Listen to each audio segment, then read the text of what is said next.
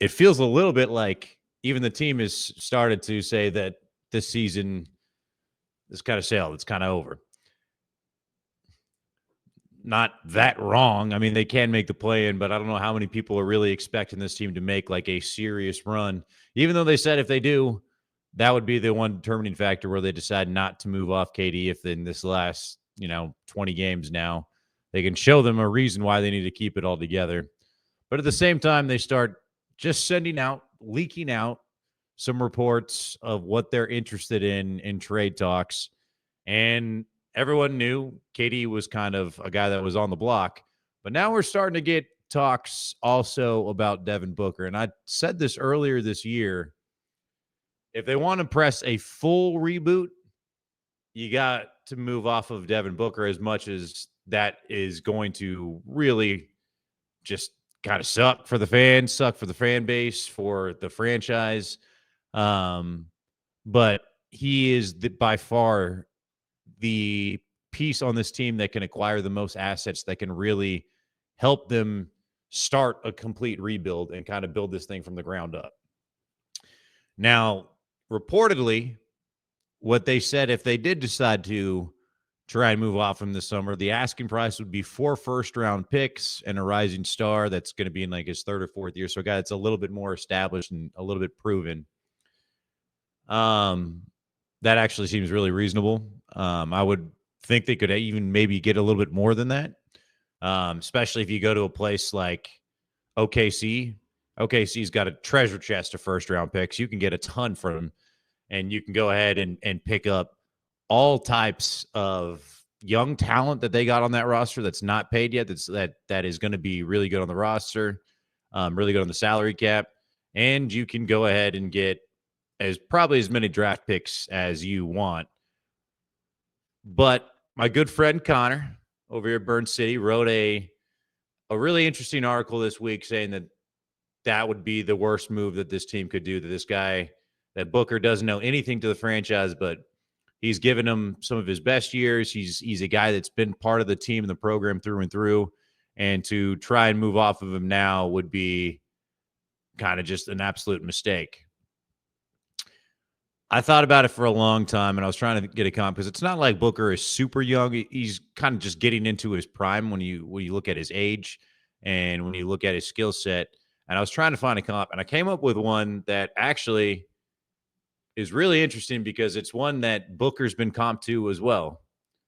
This situation reminds me a little bit of the Lakers and with Kobe Bryant.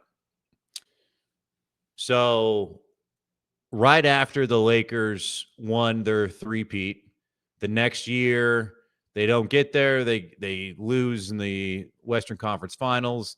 They reboot in a hurry that next year. They bring in Karl Malone. They bring in Gary Payton. They have this what looked to be a super team.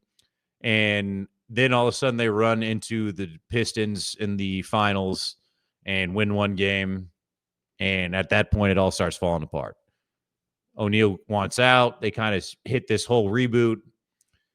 And it reminds me a lot of where the Suns are right now, in that Kobe was a guy still kind of getting ready to enter in his prime. He wasn't quite there yet, but you knew this guy was going to be just something absolute special, and he'd shown a lot already.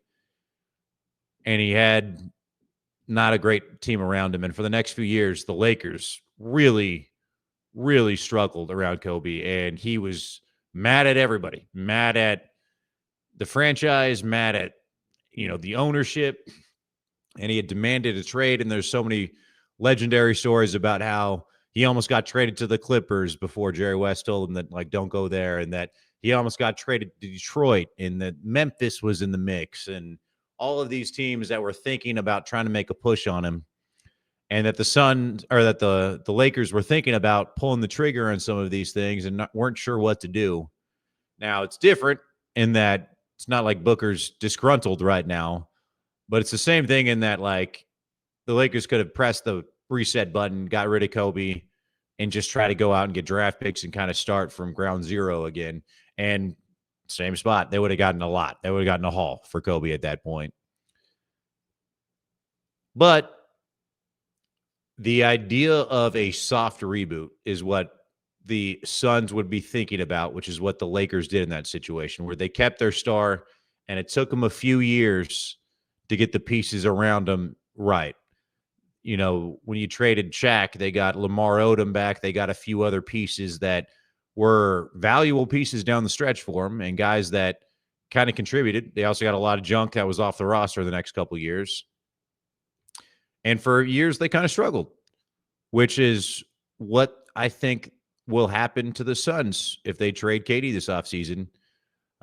They're going to struggle for a couple years. They're going to have a lot of guys, and you're going to sit there, and at that point, maybe Booker starts to get really kind of frustrated with everything that's going on.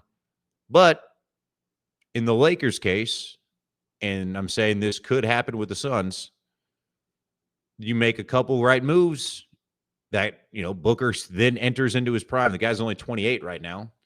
Normally, people think that your prime is 27 to 33, somewhere in there.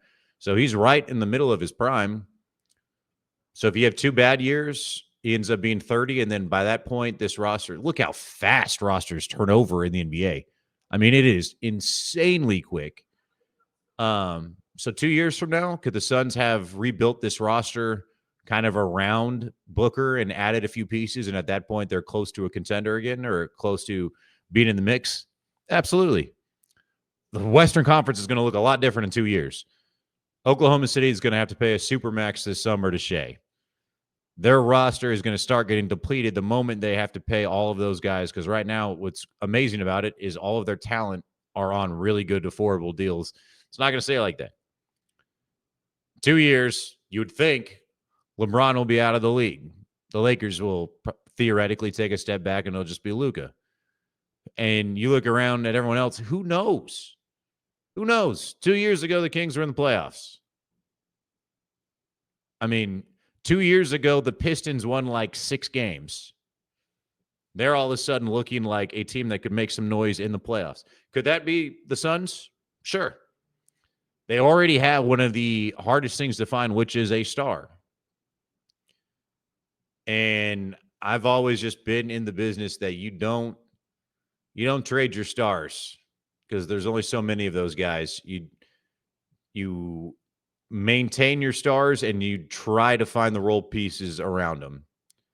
But it's a lot harder to find stars than it is to find role pieces, especially one like Booker, who's as low maintenance as you will ever find for a star, and for a guy that is as much about the team, the franchise, the program as he is. So while that's, I mean, theoretically, like, say they do get those draft picks and they do get a player for him, that's a good haul.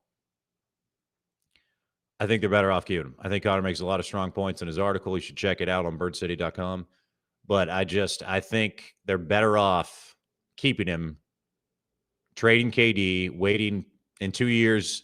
You're going to have a lot more salary cap space after Bradley Beal's off the books, and building around that, knowing that you'll still have 3 years at that point of prime Devin Booker. And you see what you can do. The landscape of the league is going to look a lot different. A lot different in 2 years than it does. It always does. It always flips over like that. So I don't love it. I wouldn't want to trade him. Even for as much as that gets you back, I wouldn't want to trade him.